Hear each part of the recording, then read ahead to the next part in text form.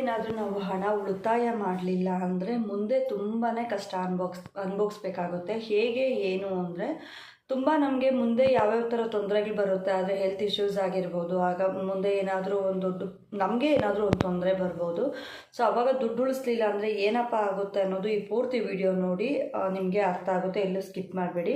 Hi friends, welcome to Nandu's life Kannada. ಯಾರೆಲ್ಲ first time channel ನೋಡ್ತಿದ್ದೀರಾ please subscribe ಮಾಡ್ಕೊಳ್ಳಿ. ಹಾಗೆ ಪಕ್ಕದಲ್ಲಿರೋ ಬೆಲ್ ಬಟನ್ನ ಕ್ಲಿಕ್ ಮಾಡಿ ನಾನು ಹಾಕುವಂಥ ವಿಡಿಯೋಸ್ ನಿಮಗೆ ಬರುತ್ತೆ.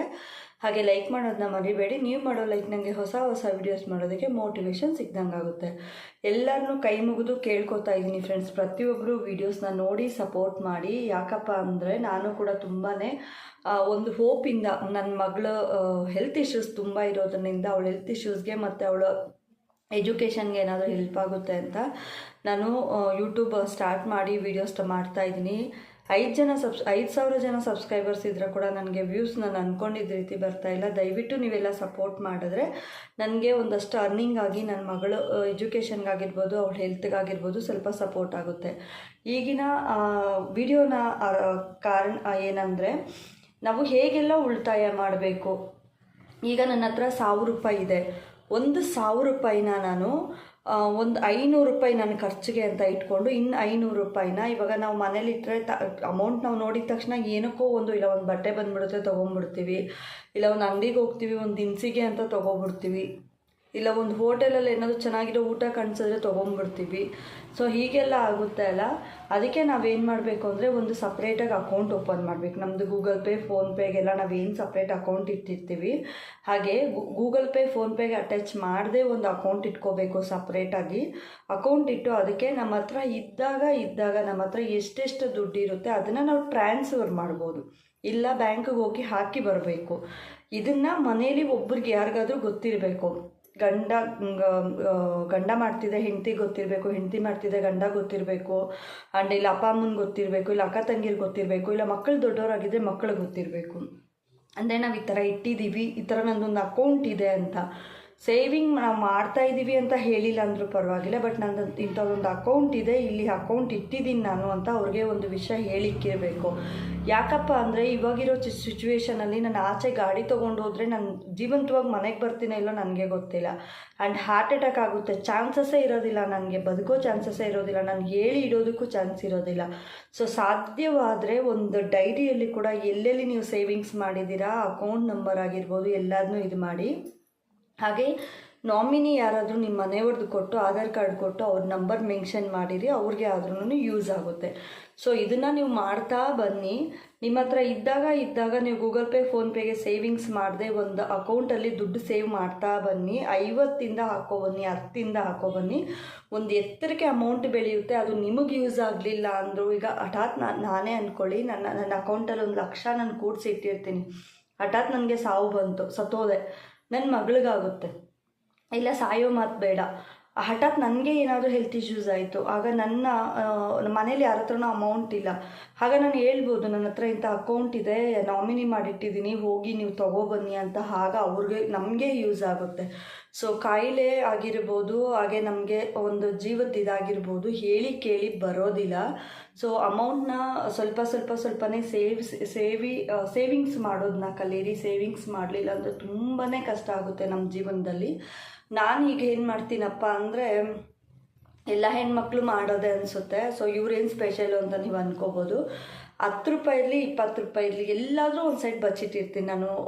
ಈ ರೀಸೆಂಟಾಗಿ ನಡೆದಿದ್ದು ಒಂದು 4 ಮಂತ್, 1 ವೀಕ್ 15 ಡೇಸಲ್ಲಿ ಯಾವಾಗಲೂ ನಾನು 150 ರುಪೀಸ್ನ ನಾನು ಸೀರೆಗೆ ಕೆಳಗಡೆ ಜೋಡಿಸಿ ಇಟ್ಬಿಟ್ಟು ಮರ್ತೋಗ್ಬಿಟ್ಟಿದ್ದೀನಿ, ನನಗೆ ನೆನಪಿಲ್ಲ ಅಮೌಂಟು.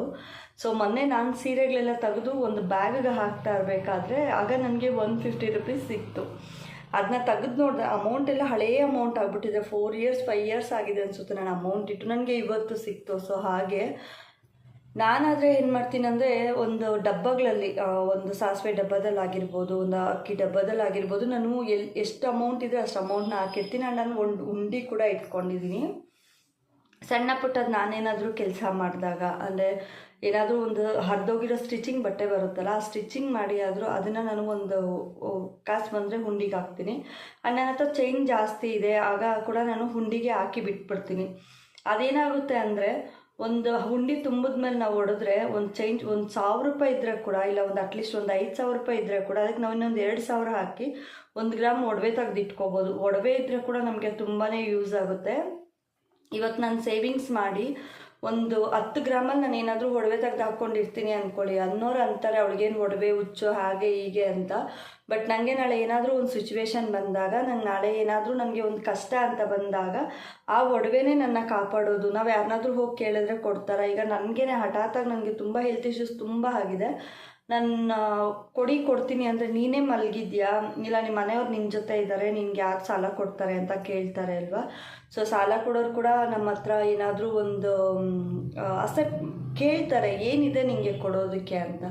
ಸೊ ಕೈ ಸಾಲ ಮಾಡಿ ಇಲ್ಲ ಯಾರ ಹತ್ರ ಆದರೂ ನಾವು ಚೀಪ್ ಆಗೋಕ್ಕೂ ಮುಂಚೆ ನಾವೇ ಎಲ್ಲಾದರೂ ಸೇವಿಂಗ್ಸ್ ಮಾಡೋದು ತುಂಬಾ ಒಳ್ಳೆಯದು. And bank is very safe. Bank ಹಾಗೆ ಪೋಸ್ಟ್ ಆಫೀಸು. ಹಾಗೂ ನಿಮ್ಮ ಹತ್ರ ದುಡ್ಡಿದೆ ಅಂದರೆ ಪೋಸ್ಟ್ ಆಫೀಸಲ್ಲಿ ಒಂದು FD ಅಂತ ಮಾಡಿಸಿ ತಿಂಗಳು 200 ಕಟ್ಕೊಂಡು ಹೋಗೋದು. 5 ವರ್ಷ ಕಟ್ಟಿದ್ರೆ ನಮಗೆ 3 ವರ್ಷದ್ದು 5 ವರ್ಷದ್ದು 2 ಸ್ಕೀಮ್ ಇದೆ. ನಾನು ಕೂಡ ವಿಚಾರಿಸಿದ್ದೀನಿ, ಕಟ್ಟಬೇಕು. 3 ವರ್ಷದಾಗಿರಲಿ 2 ವರ್ಷದ 5 ವರ್ಷದಾಗಿರಲಿ ನಾವು ಸ್ಕೀಮ್ ತೊಗೊಂಡ್ರೆ ಇಷ್ಟು ಅಂತ ಕೊಡ್ತಾರೆ. 3 ವರ್ಷಕ್ಕೆ 15,000 ಏನೋ ಹೇಳಿದ್ರು ನನಗೆ. ಇನ್ನು 10,000 ಸೇರಿಸಿ ಕೊಡ್ತಾರೆ ಅವರು. 25,000 ಆಯಿತು. ಆ 25,000ನ ನಾನು ಬೇಕು ಅಂದರೆ ಮತ್ತೆ ಅದೇ ಅಮೌಂಟ್ ಮೇಲೆ 200 ಮತ್ತೆ ಒಂದು 3 ವರ್ಷ ಹಾಕ್ಕೊಂಡು ಹೋಗ್ಬೋದು. ಇಲ್ಲ ಬೇಡ ಅಂದರೆ ನಾನು ಅದನ್ನು ನನ್ನ ಅಕೌಂಟ್ಗೆ FD ಅಂದರೆ ಫಿಕ್ಸೆಡ್ ಡಿಪಾಸಿಟ್ ಆಗಿ ಮಾಡ್ಬೋದು. ಅಲ್ಲೇ ಬಿಟ್ಬಿಟ್ರೆ ಅದಕ್ಕೆ ನಮಗೆ ಬಡ್ಡಿ ಕೂಡ ಬರುತ್ತೆ. ಸೊ ಹಾಗೆ ಕೂಡ ಮಾಡ್ಬೋದು. ಈಗ ಶಕ್ತಿ ಇರುತ್ತೆ, ಆಲ್ಮೋಸ್ಟ್ ಅಲ್ಲಿ ಎಲ್ಲರೂ ಬುದ್ಧಿವಂತರೇ, ಎಲ್ಲರಿಗೂ ದುಡಿಯೋ ಶಕ್ತಿ ಇದೆ. ಸೊ ಸೇವಿಂಗ್ಸ್ ಮಾಡಿ ಪೋಸ್ಟ್ ಆಫೀಸಲ್ಲಾಗಿರ್ಬೋದು, ಬ್ಯಾಂಕಲ್ಲಾಗಿರ್ಬೋದು, ನಾವು ಇಷ್ಟಿಷ್ಟು ಅಮೌಂಟ್ ಕಟ್ಟೋದು ಅಂತ ಒಂದು ಲೆಕ್ಕ ಇರುತ್ತೆ, ಅಲ್ಲಿ ಕಟ್ಕೊಬನ್ನಿ. ಹೆಣ್ಮಕ್ಳಾಗಿರ್ಬೋದು ಗಂಡು ಮಕ್ಕಳಾಗಿರ್ಬೋದು, ಅದನ್ನು ನೀವು ಮಾಡ್ಕೊಳ್ತಾ ಬಂದರೆ ನಿಮ್ಮ ಫ್ಯಾಮಿಲಿಗಾಗಿರ್ಬೋದು ನಿಮ್ಗಾಗಿರ್ಬೋದು ತುಂಬ ಅಂದರೆ ತುಂಬಾ ಹೆಲ್ಪ್ಫುಲ್ ಆಗುತ್ತೆ. ಇದನ್ನು ನೀವು ಮಾಡಲೇಬೇಕು. ಮಕ್ಕಳಿಗೆ ಎಜುಕೇಷನ್ಗೂ ಅಷ್ಟೇ.